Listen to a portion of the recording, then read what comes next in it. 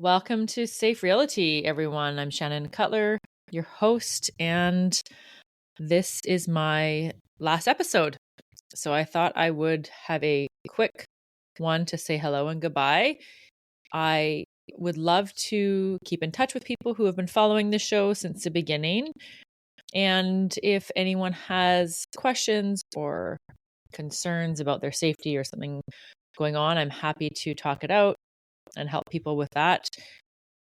I feel that this is just sort of reached the end of its interest for people. I do have other topic ideas, but I'm sort of at my end with it. I'm happy to teach people ways to keep themselves safe.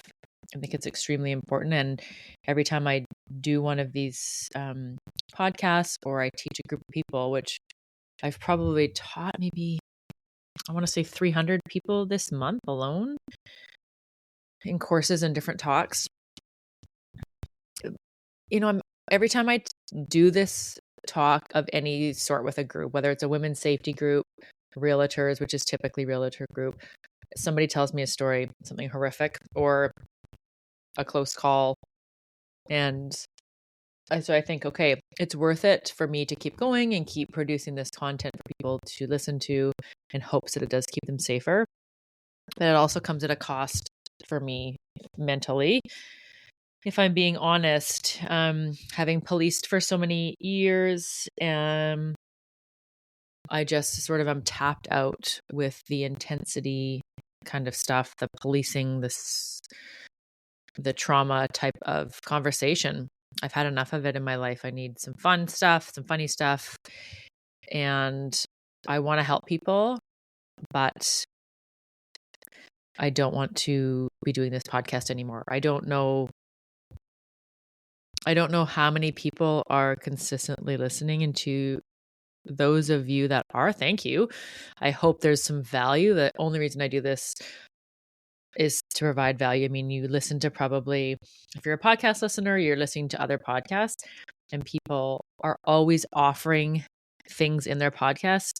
Check in for this freebie, which I would love to give people free things. I just don't have the time and energy to create a business only around my podcast, because my real estate business is quite good and I have a life. I have a family that I want to spend time with and things I like to do in my personal life as well.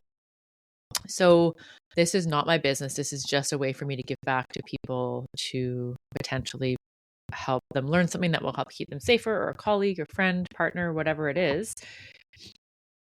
And I'm not offering, do this freebie and then you get my course, or take this and join. And I'm kind of being sold to all the time, like we all are. So I wanted just to put this out there for people who had a few minutes in their day driving around or going for a walk where they could listen to a couple tips. And that was the goal. And from my understanding, talking to people that follow the show or whom I teach and then suggest that they want to listen to this in bite-sized chunks, these 10 to 20, 30-minute episodes, it's a great thing for them to do. If anybody has suggestions on how to keep it going and make it more interesting for people, am happy to listen. I did start interviewing people at the beginning. It's not for me. I mean, I do like interviewing people, but I don't like the logistics of setting it all up. And I also don't think that anybody really wants to listen to an hour worth of safety information.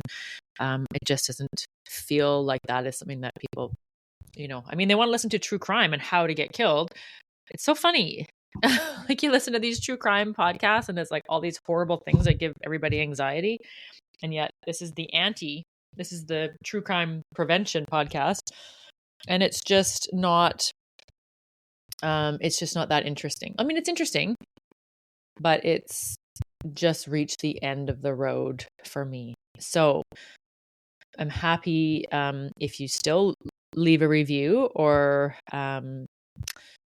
provide any comments or feedback to me. There's all the contacts in the show notes. I will keep the podcast up on Spotify, YouTube, and Apple Podcasts so that people can continue to listen if they choose. I still do provide the access to people who I teach.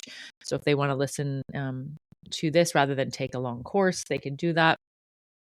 The course I teach is 3 hours. and it always goes over really well, but not everybody has access to it. So the podcast was a way for me just to provide the course in like little bits and pieces. Now, yes, there are things I haven't covered, but that's okay because it's time to move on. I'm starting a podcast that's going to be funny.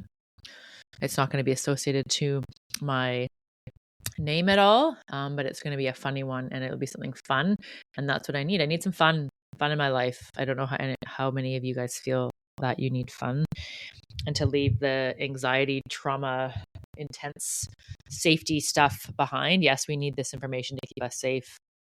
You know, as I prepare for my son to go to university next year, my daughter entering teenagehood and wanting all this independence, all the safety stuff is important.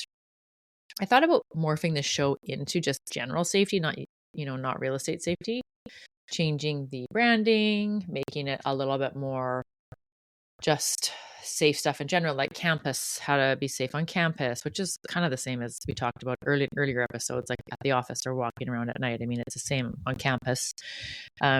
Or, drug-induced assaults. There's lots of different things that we could talk about involving that kind of stuff. Different things that young people deal with. And there are options to do that, but unless I hear from people that that's something that's really going to be impactful for them, I think I'll just be moving on. But I'm here. So the podcast will continue to be up. Please reach out. And if you have any interest in any other topics, or you are thinking that every week you look forward to this, or every other week you look forward to it and you want me to continue, I am interested in hearing that. I learned last week when I taught a group, we were talking about, I think it was it the 3-hour course? No, it was just an hour with a group of agents in the province. And we were talking about showing safety and how to, sort of where to stand, not where to stand, but, how not to get yourself stuck in a bathroom or in a tight space with somebody in a closet. And one of the agents had a crazy story about, he was showing a property to this male buyer, new in his career. The buyer was giving him the heebie-jeebies, but he said he just kept ignoring his intuition. And then the buyer wanted him to go in the closet. He said, "Please come in the closet. I want to see how big it is with 2 people in it." The agent refused to and thought it was weird. Showed the fella some other properties. He ended up buying the closet one. And a couple weeks later, the police reached out to the agent and said, "We need to interview you. You're a witness to this crime." He didn't know what you were talking about, and found out that the buyer had bought that place, took somebody into that closet and murdered them, and was now charged with murder. And not that he was interested in killing that agent at that time, but it was one of those stories you think, holy shit, like, close call. The intuition piece that the agent felt was this crazy intuition. He just kept ignoring it just to get the business, which really isn't worth it. And we had a good conversation around intuition and not getting stuck in closets with people. Come on, we don't need to. Anyways, I am going to sign off. And I appreciate all of you for listening. I appreciate that you're taking your safety seriously. I really hope I provided some value to you in some way in your life, or to a client, or to a colleague, an associate, a family member, anybody who got anything out of this podcast. That was my goal. And please be safe, everyone. And I look forward to seeing you out there on the mean streets of Vancouver Island. Be well. Be safe.